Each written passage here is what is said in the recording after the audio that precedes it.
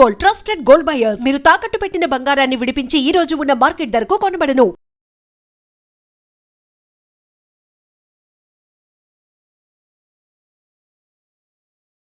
నమస్కారం, welcome to I dream. ధర్మ మార్గం విత్ విజిత కార్యక్రమానికి స్వాగతం. ప్రస్తుతం మనతో పాటు ఉన్నారు త్రిబుల్ఎస్ డివోషనల్ గ్రూప్స్ అధినేత డాక్టర్ శివనరసింహన్ తాంత్రి గారు. ఇప్పుడు వారితో మాట్లాడి మరిన్ని విషయాలు తెలుసుకుందాం. నమస్కారం అండి. సంవత్సరం తల్లి, ఎలా ఉన్నారు? స్వామి అనుగ్రహం. అయితే మనకు కామాఖ్య అమ్మవారి గురించి ప్రత్యేకంగా చెప్పాల్సిన అవసరం అయితే ఇప్పుడు కొత్తగా ఏమీ లేదు, మనందరికీ తెలిసిందే.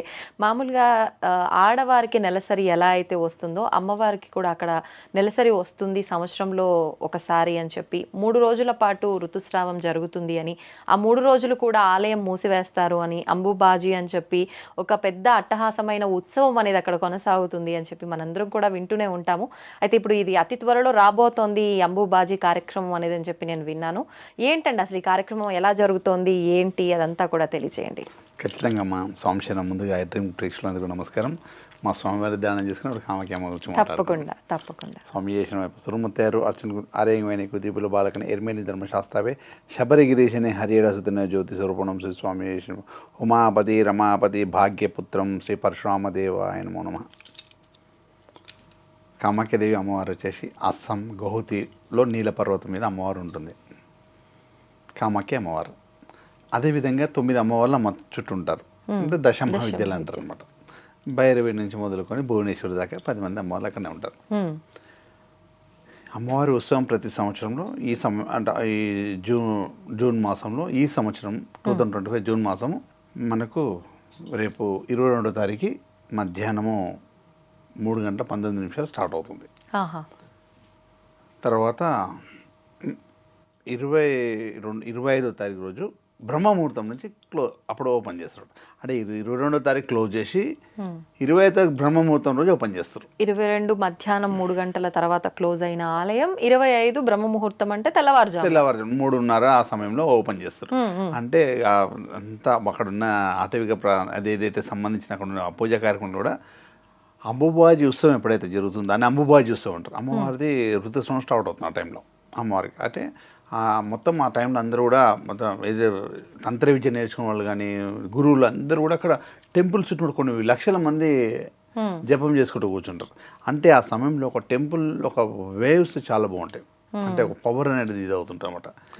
దానికోసం అక్కడ వెళ్ళేసి చేసుకుంటారు. ఆ సమయంలో మొత్తం ఎంతో పెద్ద ఉత్సవం పరంగా ఉంటుంది. అందరూ కూడా అమ్మవారి ఆరాధన చేయడం, జపం తపం కార్యక్రమాలు చేయడం, ఆ టైంలో చేసే ఆ సాధనలకి పూజలకి ఎక్కువ ఫలితం ఉంటుందని నమ్ముతారా? అట్లా అనేసి మామూలు టైంలో చేస్తుంటారు.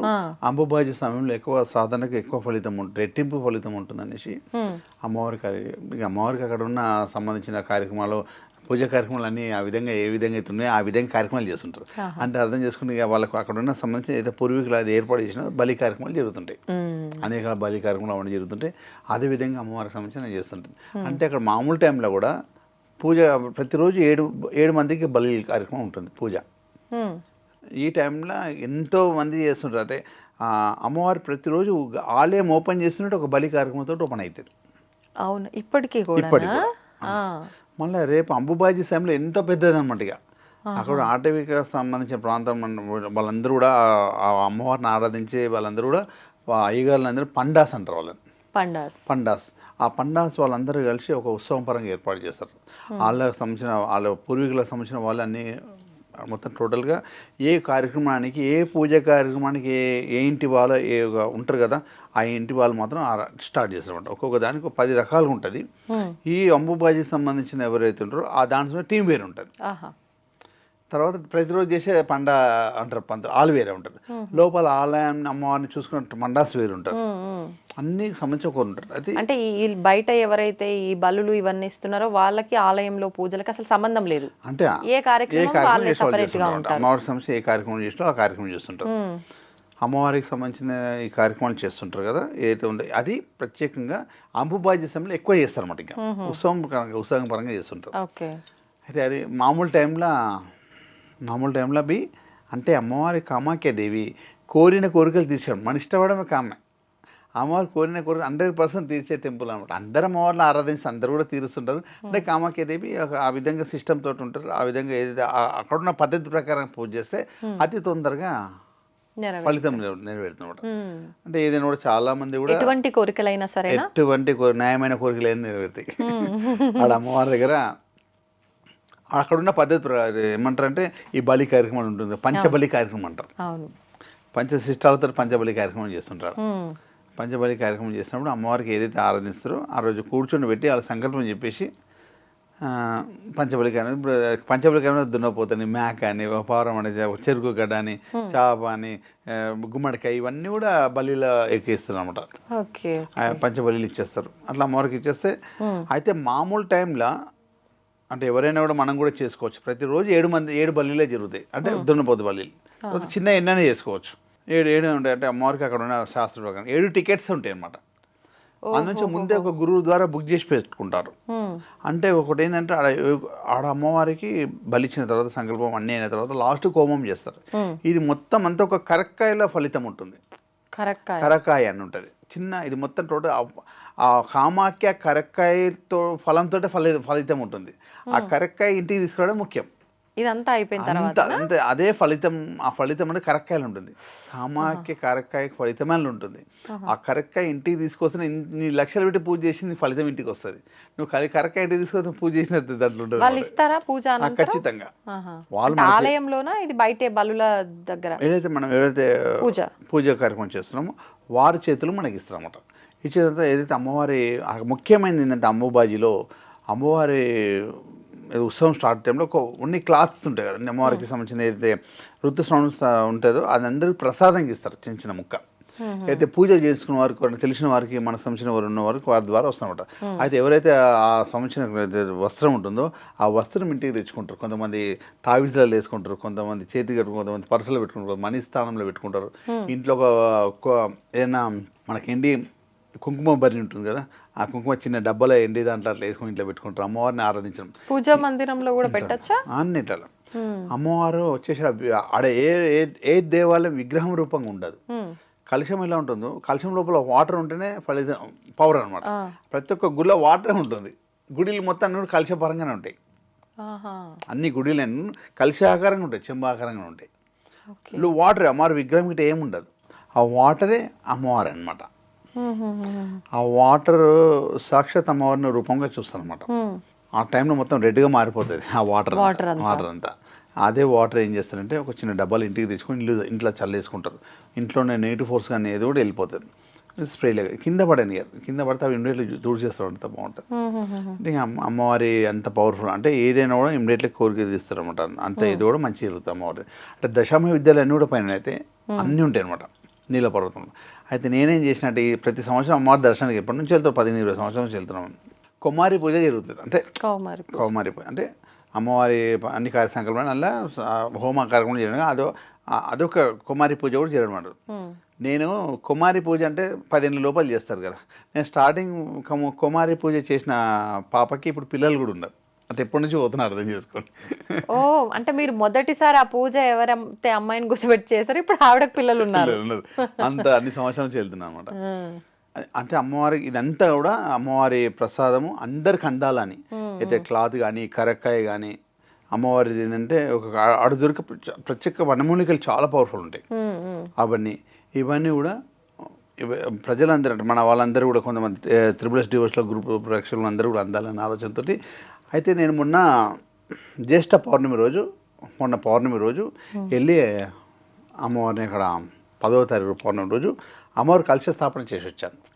సంకల్ప కలశ స్థాపన మళ్ళీ ఎప్పుడు తీసేస్తాను అంటే ఆగస్ట్ 8 తారీఖు తీసేస్తాను.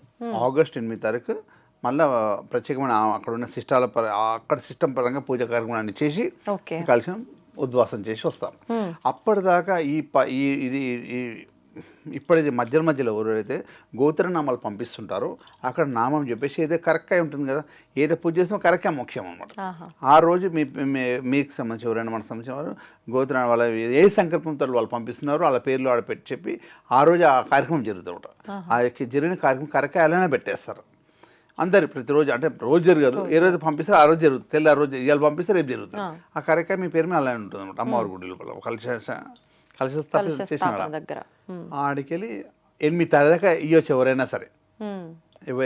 ఆగస్ట్ 8 వరకు ఇవ్వచ్చు ఎవరైనా సరే. ఇస్తే 100 ఇంతమందికి లిమిట్ పెట్టాను, అంటే మళ్ళీ క్లాత్ అంతా సరిపోవాలి కదా, ఇంతమందికి లిమిట్ పెట్టాను.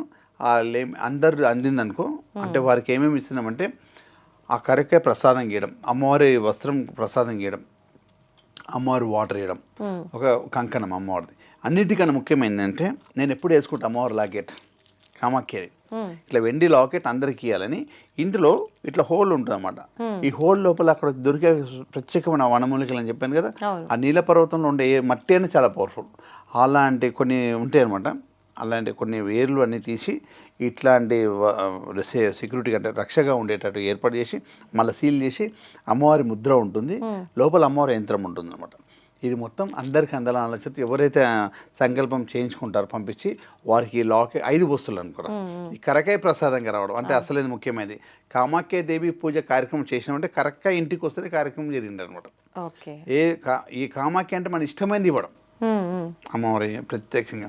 అయితే కరకాయ రావడం, ఏదైతే లాకెట్ ఇవ్వడం, అమ్మవారి వస్త్రంగా ప్రసాదం గీయడం, అమ్మవారి వాటర్ ప్రసాదం గీయడం, అమ్మవారికి ఒక ఏదైతే అమ్మవారి పూజ కార్యక్రమం పెట్టినా కంకణం వేయడం. అంటే మనం ఆ కంకణం ఏ సంకల్పంతో కట్టుకుంటామో అది 100% అమ్మవారి ప్రసాదంగా ఇస్తుంది అన్నమాట. అన్ని విధాలుగా అసలు అమ్మాయి మేము చూసాము, ఎన్నో మెరేకలు చూసినాం అనమాట. అడిగిన తర్వాత ఎంతోమందికి చేయించాం, ఎంతోమంది అతి శీఘ్రంగా సక్సెస్ అయ్యారు అనమాట.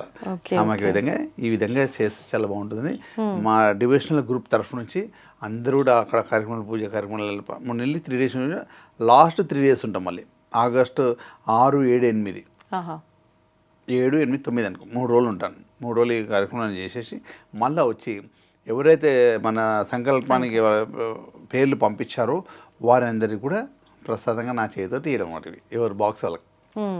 ఒకవేళ రాని వాళ్ళకి పంపిస్తారా? ఎవరు రావాల్సిన అవసరం లేదు, అందరు రాని వాళ్ళందరికీ కోరే ద్వారా పంపించడం. నా ఆలోచన ఏంటంటే ప్రసాదం ఏదైనా కూడా అమ్మవారి ఏదైనా కూడా వచ్చి చేతుల మీద గురువుల ద్వారా చేతితో తీసుకుంటే చాలా బాగుంటుంది. ప్యాక్ చేసి పంపించేస్తాం అంటే నా ఆలోచన. ఫస్ట్ ప్రిఫరెన్స్ ఎవరు ఎంత దగ్గర 200-300 కిలోమీటర్లు ఉంటే వాళ్ళు వచ్చేసి తీసుకెళ్ళిపోవచ్చు. చాలా మరీ వేరే దేశాల్లో రాని వాళ్ళకు పార్సల్ తీసుకుని బెటర్ పంపించలే. కానీ కాకపోతే ఎందుకంటే చేతుల ద్వారా గురువు చేసిన చేతుల ద్వారా తీసుకుంటే మంచిది. అంటే ఈ కొరియర్ చేస్తే ఎక్కడెక్కడ వెళ్తుంటుందో, ఎడబడేస్తుంటారు, ఎవరు తొక్కేస్తుంటారు, ఏమేమి చేస్తుంటారు అంటే ఇది అవుతుంది నా ఆలోచన అనమాట. అందరూ వచ్చి తీసుకుంటే బాగుంటుందని అలా చేద్దామని.